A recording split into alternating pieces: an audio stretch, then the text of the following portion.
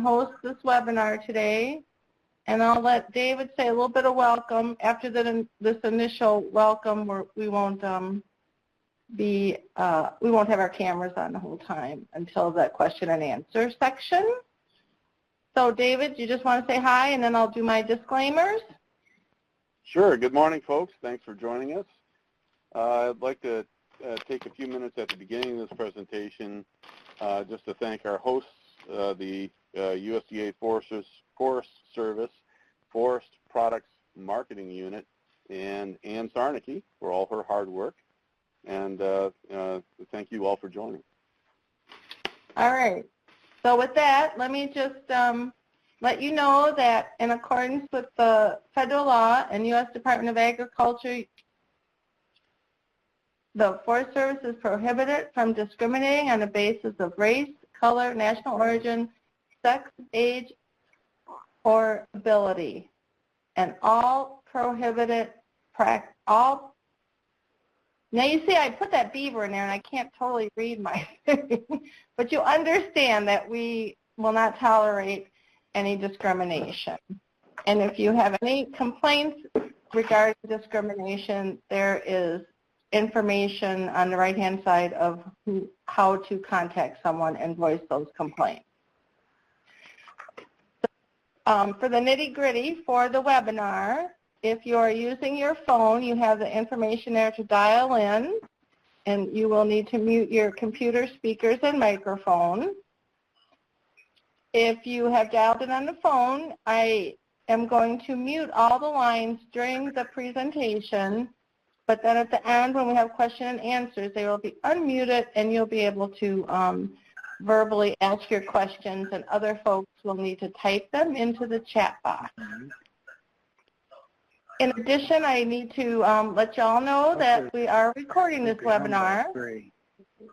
So, and also that in the future, the recording will be available. Dave will try to get it posted on the Heating the Midwest website, and I can send a link to anybody individually that is interested.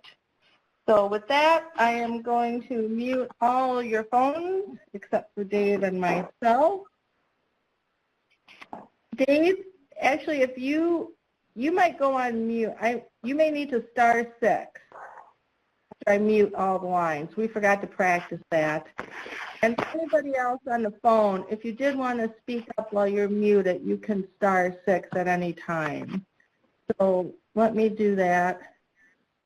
Hang on, now I just closed my phone. Okay. Sorry about that, Dave. I forgot to tell you that yesterday. All participants are now in listen-only mode.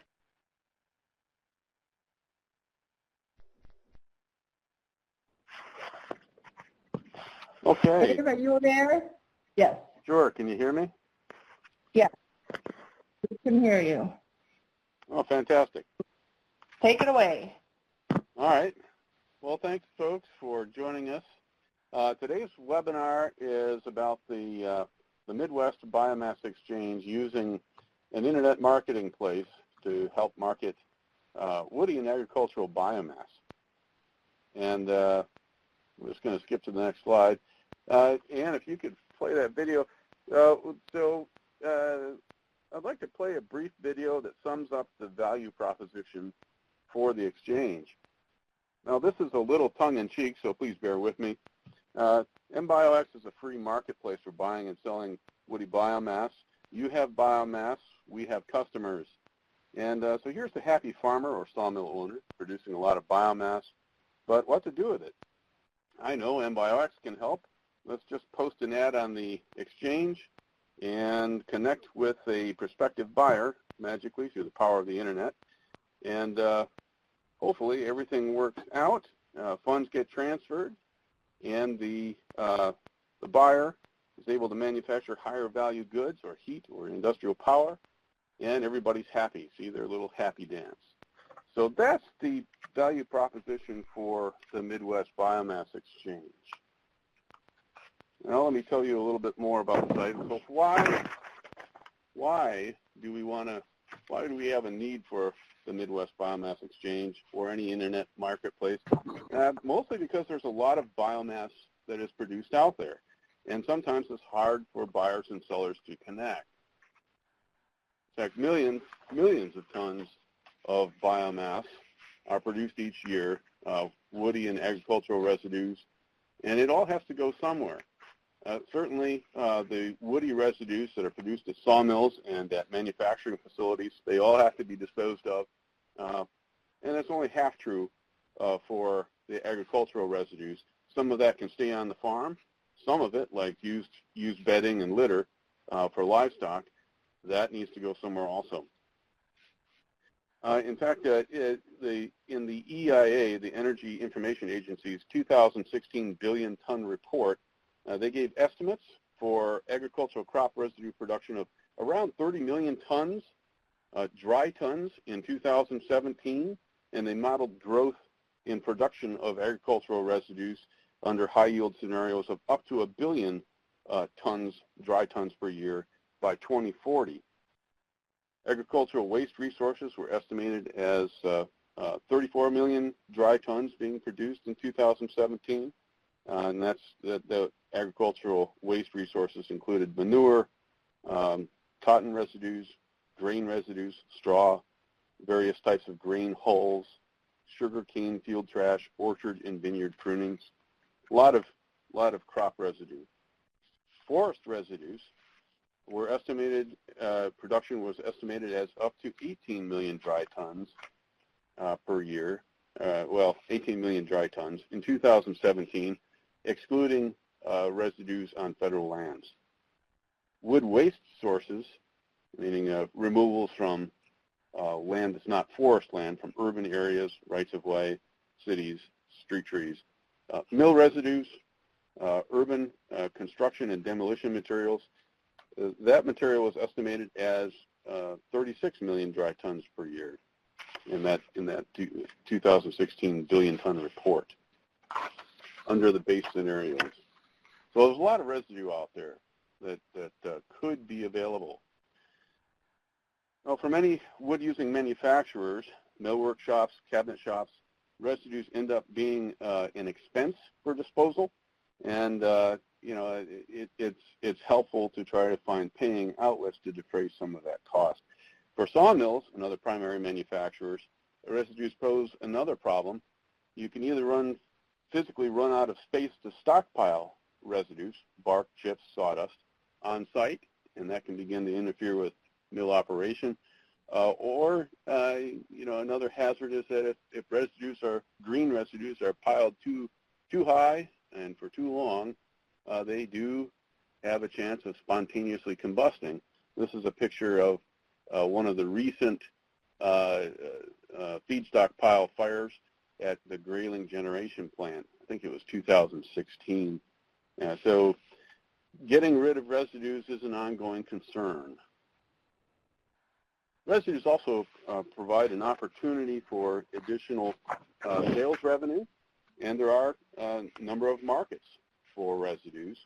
At least in the milling industry, clean wood residues can be sold for pulp and paper, composite board products like OSB, particle board, medium density fiber board, or MDF, the material that a lot of cabinets and millwork are made out of, and hardboard, the stuff that we use for dry erase boards. Clean residues are also used for making wood pellets for heating and for barbecue use and for industrial heat. Smaller operations have investigated markets for their clean residues, clean chips, clean sawdust for making briquettes, fuel logs, and bricks. And you can see those marketed in some of the big box stores and the local feed stores. Wood residues that include bark or dirty chips, there are fewer market outlets for those. Landscape mulch, livestock bedding, use for boiler fuel or for power generation. Those are the major outlets for residues that include bark. Also, residential firewood, can see an awful lot of slab wood available for sale. Lesser known outlets or smaller volumes go to compost manufacturing and to biochar. Biochar has a lot of interest these days, at least in some circles, and also as media for filling sediment filter socks as a replacement for the silt fence that you see at construction sites. An awful lot of woody biomass goes to the biomass power market. And in 2016, the EIA estimated that about 2% of the U.S.'s power production came from biomass feedstocks. And that power, they produced about 71.4 billion kilowatt hours, or 71.4 million megawatts.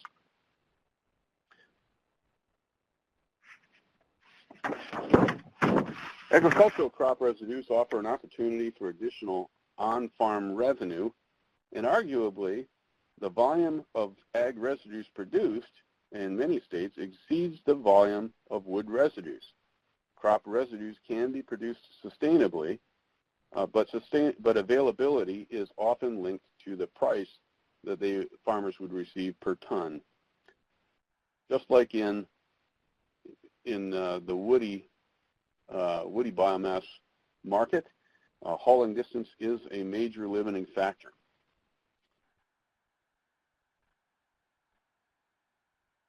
Now, this table on this slide is from a 1999 study in Minnesota, and it's here. We're using it here just to help illustrate that relationship between availability of agricultural residues and the price offered per ton.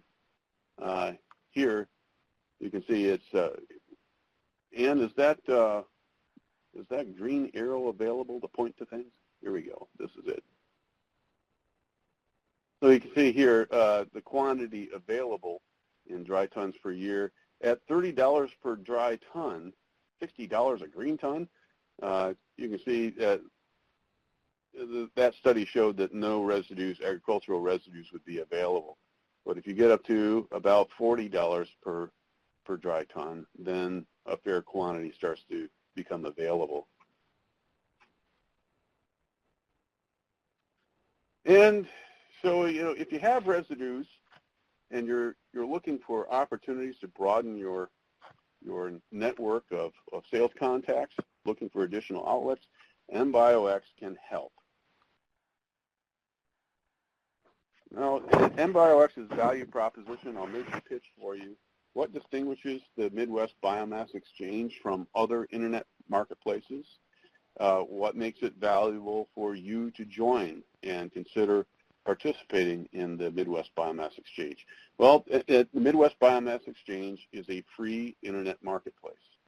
It can help you extend your sales or procurement network. It is transparent, meaning that in this case, I'm referring to the website itself.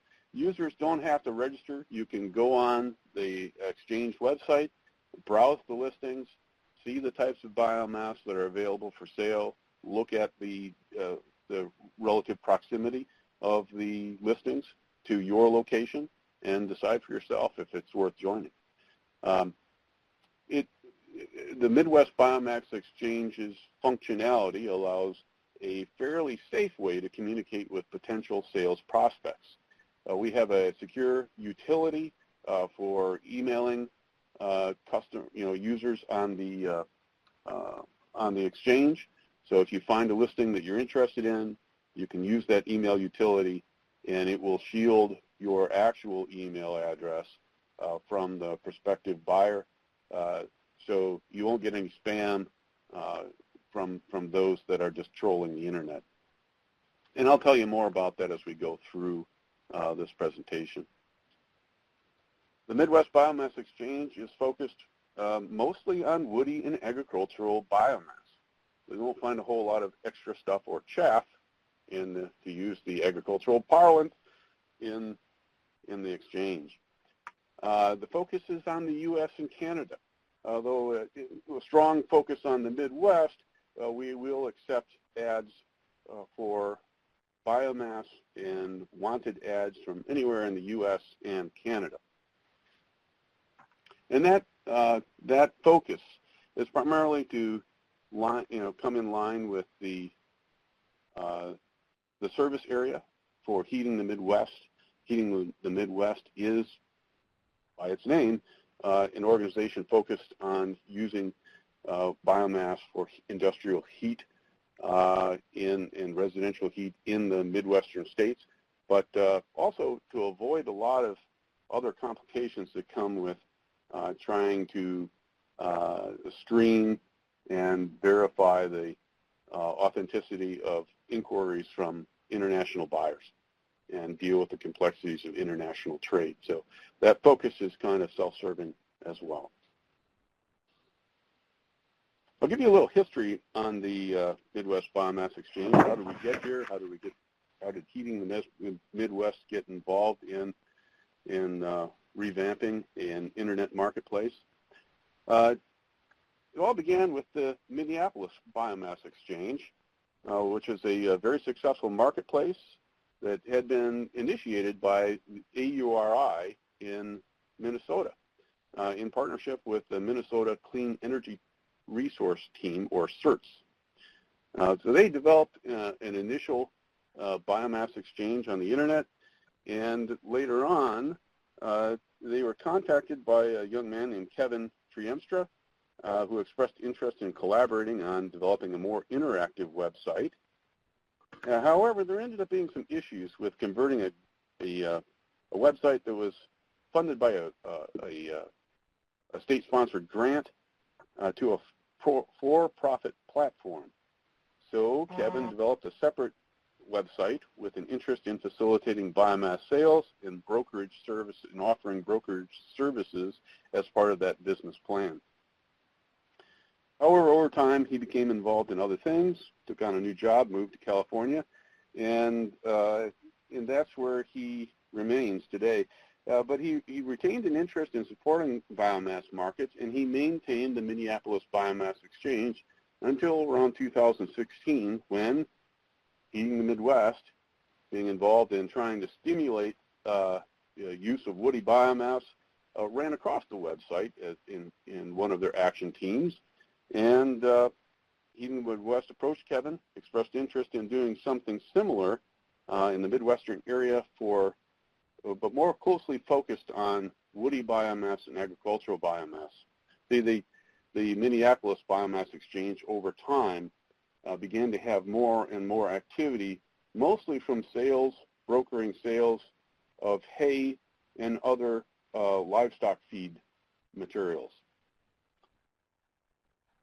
So Heating the Midwest, with Kevin's help, was able to come to agreement on transfer of the website. Let me switch to and I should say, the Minneapolis Biomass Exchange was very successful, had more than 240 listings from all over the world, and by all accounts was fairly innovative in its time. So after coming to agreement with Kevin on transfer of the website, HTM entered a licensing agreement and began with Kevin and began to update the website using funds provided by the USDA Forest Products Marketing Unit. We contracted with some developers to revamp some of the code and help refocus and rebrand the site. And the earlier contractors included Kevin Triemstra and Venkatram Akanini from Premier IT and Doug Covillion from Metakarma, later through Upwork, or through Upwork and then later through Metakarma. Those were all business names. At any rate, it took some work, and we think they've done a tremendous job, and I'll try to explain some of the changes. But the key things are we refocused the website on HDM's member states, Heating the Midwest member states, shown here in this image, and on woody and agricultural fuels for biomass. So we purged all of the hay and obvious livestock feed listings that were on the old exchange. We also made some other changes to try to improve the way that biomass listings were described in the website, make it clearer and easier for folks to find the materials they wanted. So we added a category to the feedstock description. So now we have a feedstock type or category, and we also clarified and added to the specific feedstock choices or products that are listed on the website. And we added Heating the Midwest social media account links, so Facebook, Twitter, and you can see their tweet listing down here at the bottom of the home page. Oh, I should say, let me back up here. So when you get to the first page, you'll notice a number of items. In the landing page in the upper left, you'll see this three rotating panes in this window that include listings to or links to our About Us page and Heating the Midwest. Learn a little bit more about the exchange and Heating the Midwest. You'll find a map showing the service area that was shown on the previous slide.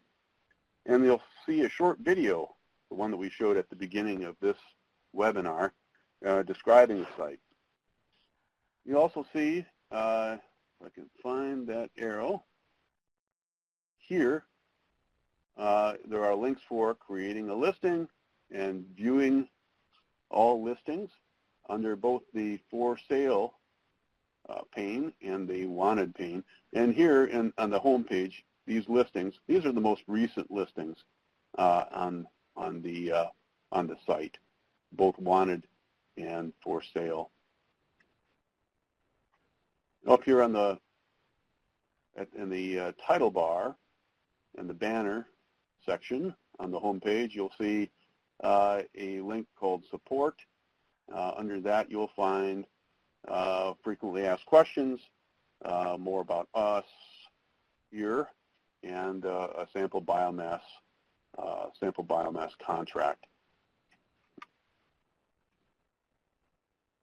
Biomass supply contract, I should say.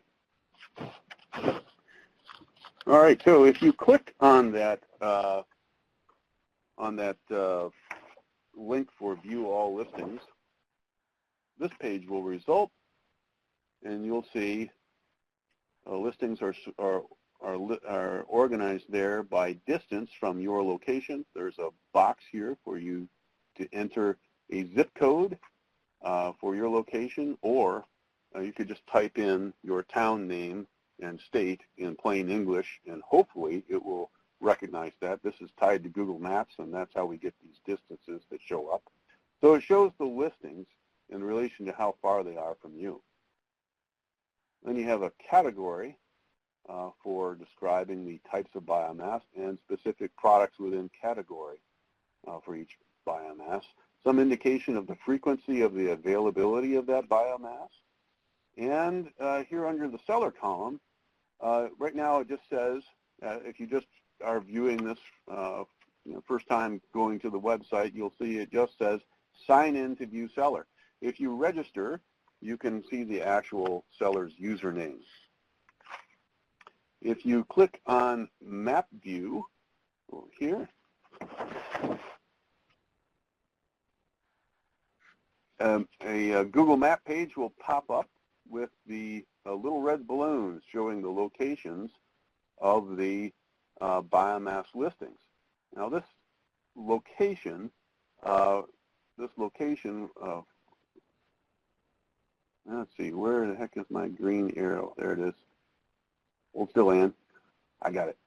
Okay, these little red balloons, that location comes from the zip code that the person creating the listing enters on the exchange feedstock form when they're creating the listing. So just something to keep in mind. It's just a zip code. It's not exactly accurate. You'll see down here there are plus arrows, minus arrows. You can scroll in and out to view more wider area or zoom in if you want to see what this little blue dot is. The blue symbols indicate more than one listing in that location, that general location. And if you zoom in, they should turn into little red balloons. Okay.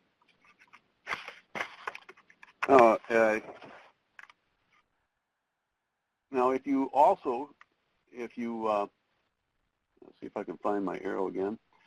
If you hover over a little red balloon, you'll see a little dialog box will pop up that gives a brief description of the listing.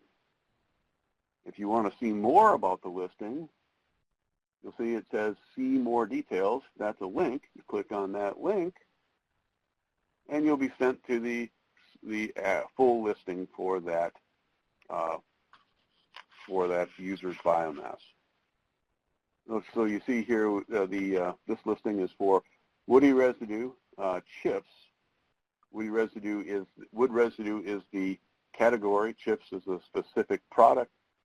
That person is offering 500,000 tons, and they're available right now, and it's happening. It's a reoccurring quantity, and it doesn't say exactly how often. In the description details, there would be an option when you create the listing to give a little bit more detail on how often that quantity is available.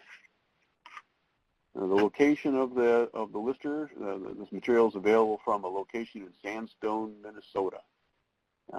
You can get some additional details here. Ash content, I don't believe, remains in the options, but moisture content is one of the options you can select. And this person is saying it's up to 50% moisture content. Delivery is not available, and you could contact the seller if you wanted to by signing in, and then you can use our email utility to ask more about this listing.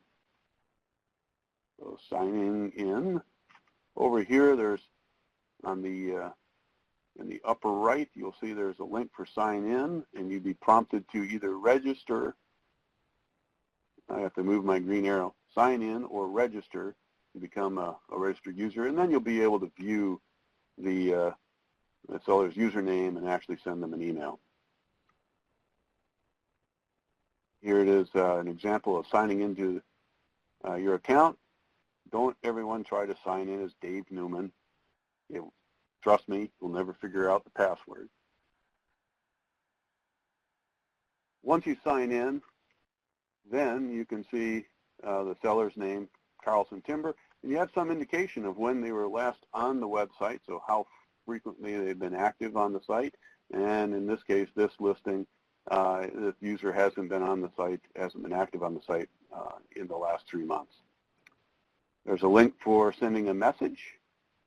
And if you've decided, no, this isn't for me, you can always use these links here to go back to either your own listings or all of the for sale listings or the wanted listings, or create a new listing. Okay. So if you decide you want to, let me back up. If you want to send a message, you click the link for send a message.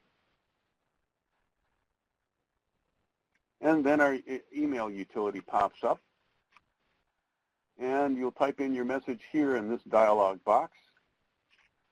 There's a checkbox down here at the bottom that has an option to send a copy to your own email address.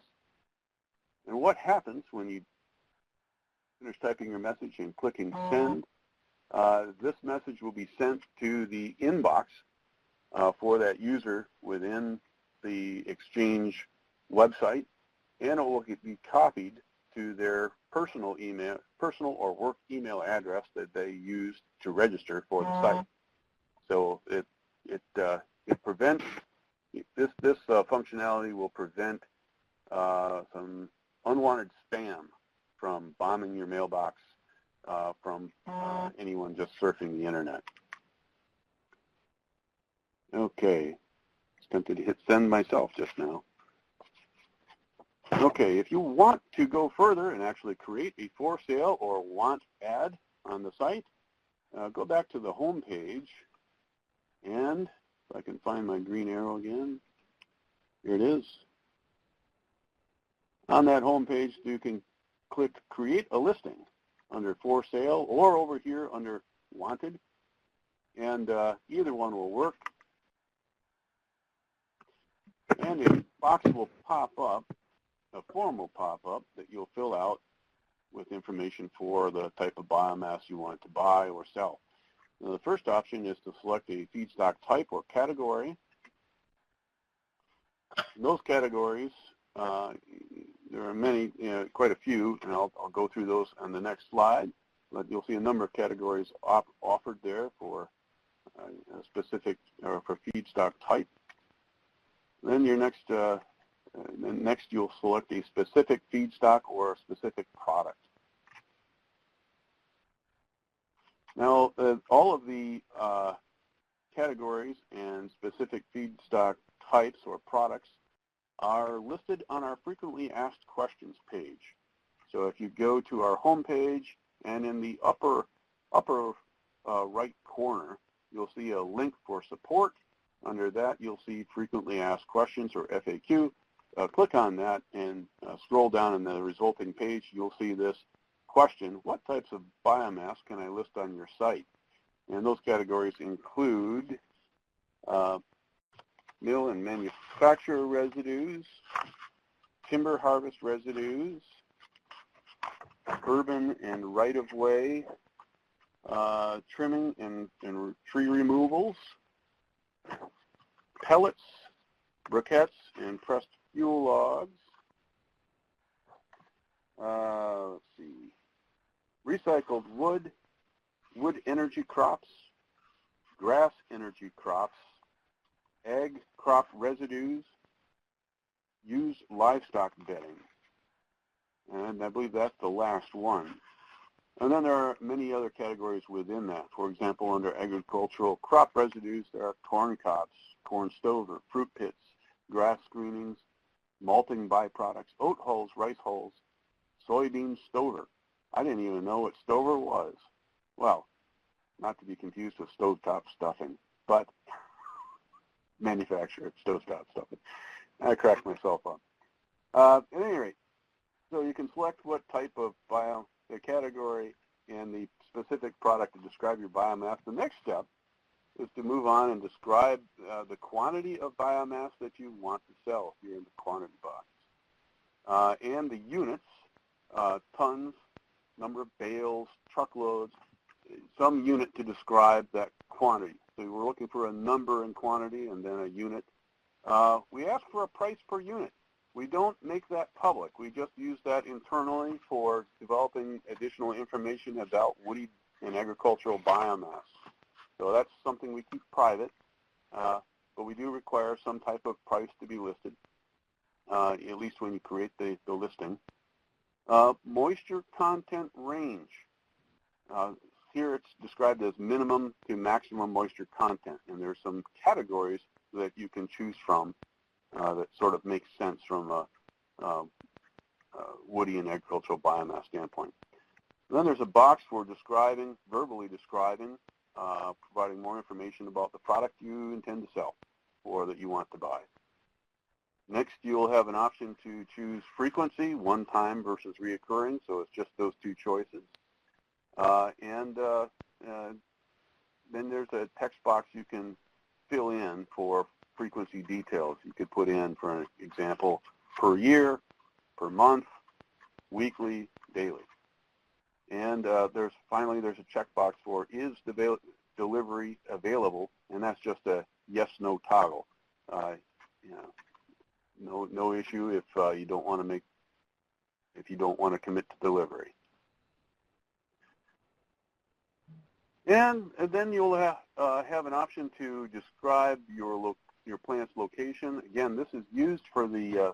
We want you to enter a zip code for your location, the location of that you're going to ship from, and that's primarily for the mapping purposes. Pardon me for a second, folks, while I cough a little bit here. I'm going to...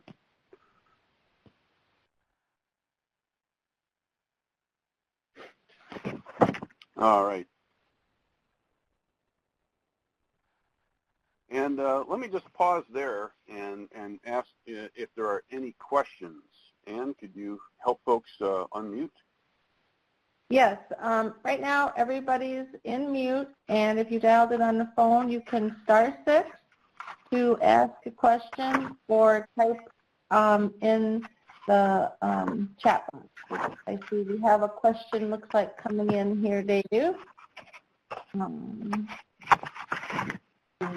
Please feel free to speak up if you have a question.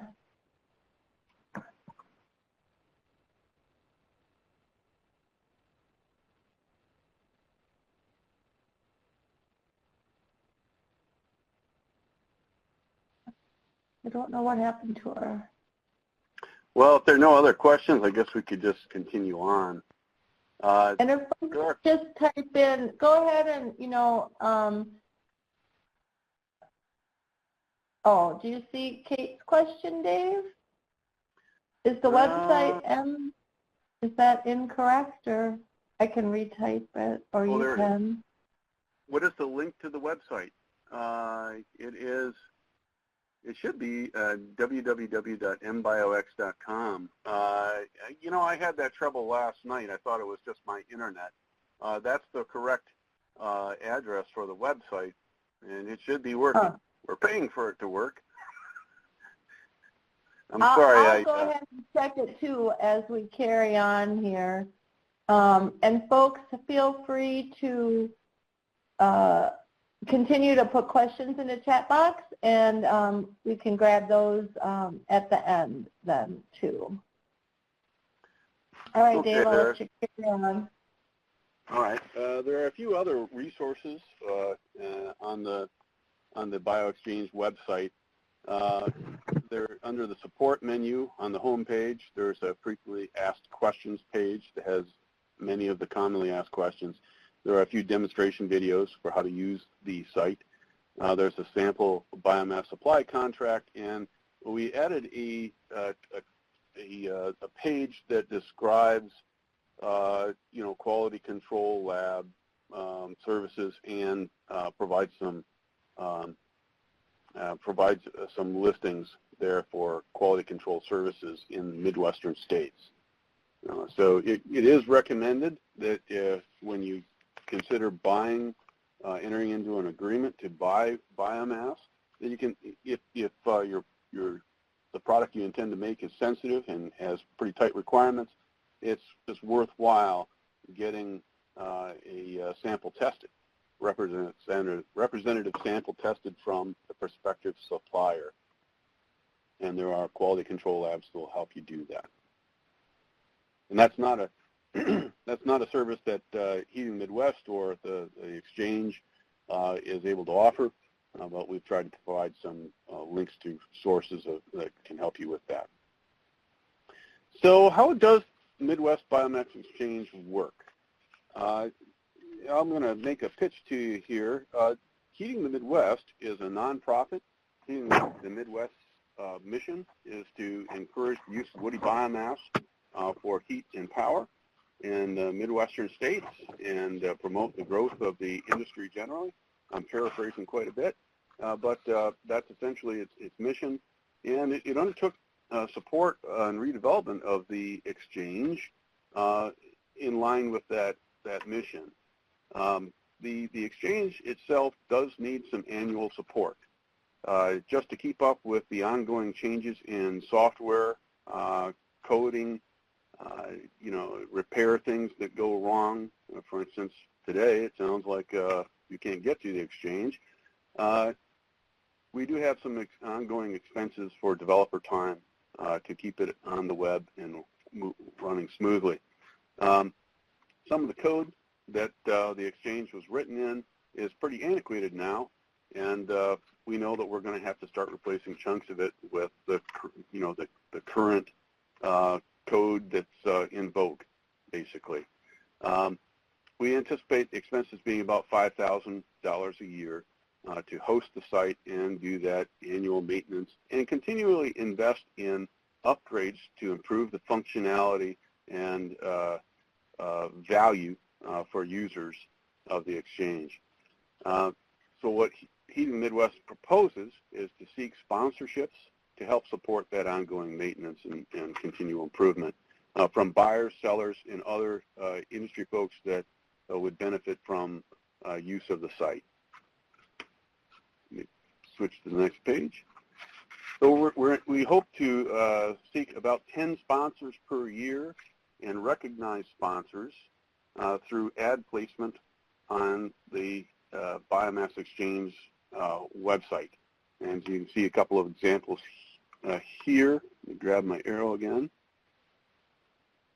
Down here on the listings page and on the home page, you'll find scattered throughout the site. They're not all populated, but we've created 6 ad panes at various locations on the pages for the exchange.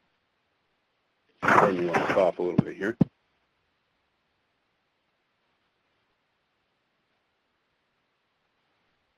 And what we would propose is that sponsors, in exchange for placing an ad on the exchange, we'll let the ad run for a year, 1 year at a time, and we'll rotate the sponsors through the 6 ad panes on the exchange so that everyone gets front page or home page visibility in exchange for about $500 per sponsor. And so that's our pitch. We are seeking sponsorship. If you would like to support the Midwest Biomass Exchange, please feel free to send me a note after this presentation is over, or contact Heating the Midwest, and we would be happy to talk to you about how we can partner together.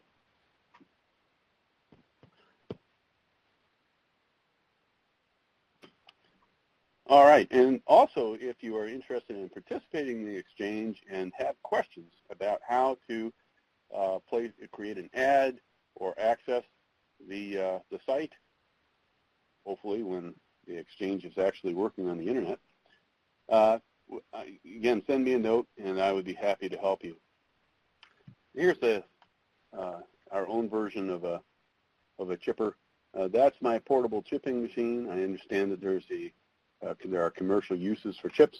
That's what the exchange is intended to be for, to help producers of woody and agricultural biomass find higher value added uses for that material and strengthen the supply chain in general in forestry and agriculture. With that, I'd like to acknowledge some of the people and the organizations that have made this project possible. I would like to thank the USDA Forest Service Forest Products Marketing Unit, whose financial support helped us redevelop the Minneapolis Biomass Exchange and turn it into today's product. I'd like to thank the steering committee and board member and action team members for Heating the Midwest. We had a lot of technical assistance and advice and mentoring from Kevin Trianstra, the former owner of the Minneapolis Biomass Exchange, and from the developers, Premier IT, Venkat, and Doug. I'd also like to thank the members of our project team, Becky Phillip and Alan During from AURI, Christian Bergstrand, my counterpart in the Minnesota Department of Natural Resources, and Sabina Dogana from the Wisconsin Department of Natural Resources, both very talented utilization and marketing specialists in their states. And that's all I have for today. Thanks, and if you have any questions, I'd be happy to answer them. Thanks, Dave. I'm just switching to a little different view here because I didn't know if you were going to put your camera back on, so I have your picture, but we'd welcome your camera now if you would like to do that. And I will unmute all the lines so people can just go ahead and speak up, or again, keep typing questions in the chat box. if you are online. All participants are now in interactive talk mode. Yeah, I had to get my mask on. If Doug's here, if my boss is on the webinar, I had it on all along. So It's up to you. Patrick did have a question, which I think he was a plant because you answered it almost immediately after he posed a question. So that was pretty good, David. okay. Well, thanks, Again, folks. If there are any questions, feel free to contact me afterward if you don't feel comfortable speaking up now. We'd also welcome your input anytime on how we can improve the quality and utility of the Biomass Exchange, using my expressive eyebrows again. And we can't see you. You didn't start your webcam. You're in preview only. Start? Yeah, there you go. There you go. All right, thank you. I had to hit the start sharing button. At any rate, we'd welcome your input anytime on how to improve the Midwest Biomass Exchange, add functionality, add utility to users, and also certainly if you have any comments about this presentation, please share them, and I'd be happy to use that input for improving future webcasts. And David, you plan to send out a little survey to folks. That's correct. Later. Look for a quick internet survey from me toward the end of this week, just asking a few questions about how this webinar was for your needs. Are there things that we should have talked more about? Are there things that you'd like to see in future webinars? And if folks have a chance to log in between now and getting that email from David, you can provide additional input about the website too. And hopefully everybody will be able to log in, which I've never had any trouble, so I don't know.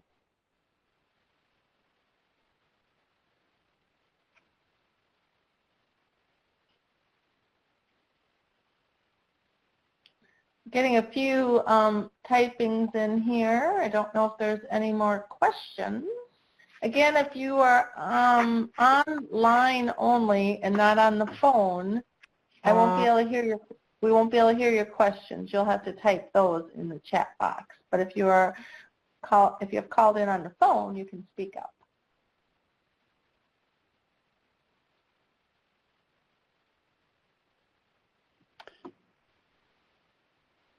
Well, thanks everybody. Doesn't look like there are any, so we'll call it a day. Well, thanks again for joining us. Thank you. And thank you, Ann. Also, David can provide the link to the recording when he sends the email. So, thanks everybody. Fantastic. Thank you, David. Have a great day.